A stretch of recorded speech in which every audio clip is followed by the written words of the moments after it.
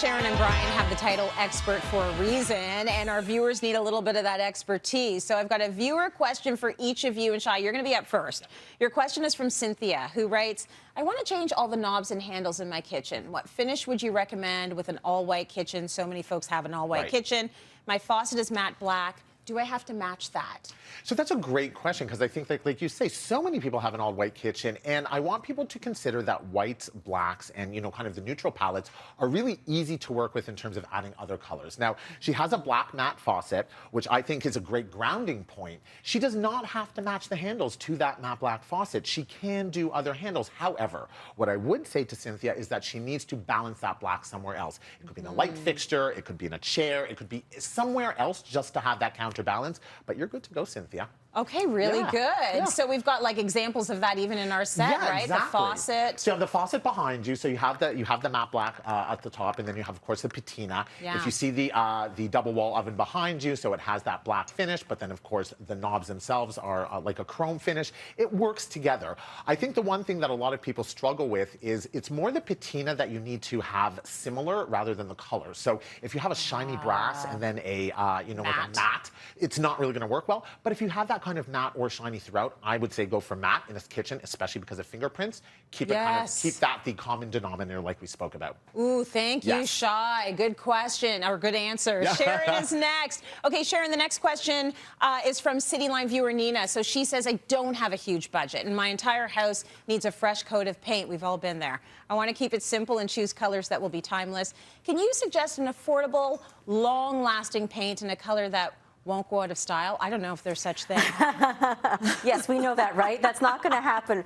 But I can tell you that just thinking even about the trends that we talked about today, something like natural linen is a very classic color. Ask Brian Gluckstein. I know he's always used variations of natural linen. So I would suggest natural linen or one of my favorites, Edgecomb Gray. And I'd like to go to the historical palette. I know that sounds kind of funny, but the historical colors get really refreshed over time. And I think it's what we put with them that changes it. So it's a nice warm gray, which is perfect. As far as the product, I would absolutely go with Benjamin Moore's Regal Select. It's been like our premium go-to product for 50 years.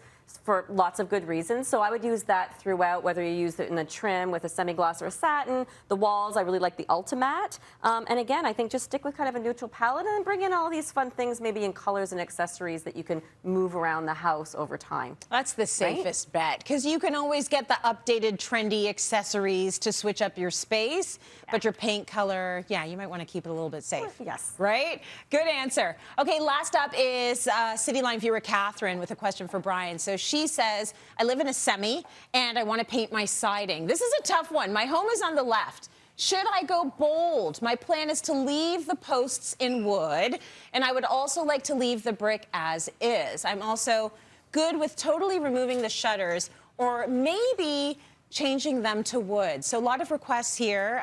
She needs your help, Brian. This is a big problem, and I see this so much when you drive around the city and you see semis where one person has one color and one has, or their roof is like divided in the middle. It's like, guys, you got to get together on this. You got to get together. You got to make it work for both of you. You can't go dramatic on one side and beige on the other. Right. So really work with your neighbor. Try to get it together. Watch this, show them the show.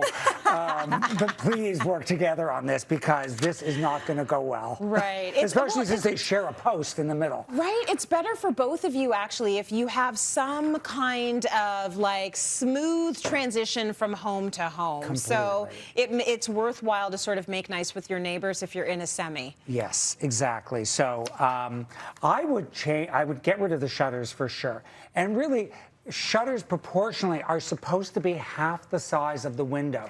So when they close, they cover the window. These aren't coming close. They're teeny tiny. They're teeny tiny. Get rid of the shutters. Okay. Maybe beef up the molding around the shutters. I would paint the siding a dark color like Rocky Coast from Benjamin Moore. That's and that beautiful. would make it dramatic, but I would really like the whole second floor to be that. Yeah. And then maybe go to sterling, and you could keep for the windows and the wood. So you don't have to paint the wood. You could stain the wood a color like that with a transparent stain. And maybe the door in the black.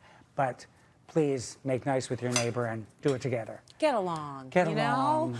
Good answer, Brian. Thank you for that. And you know what? There are people at home watching and thinking, well, how do I get Brian and Shai and Sharon to weigh in on my home? You can send your questions in to submissions@cityline.tv, and not just decor, for anything. We will help you on the show. That's the whole point. This is why we have the experts.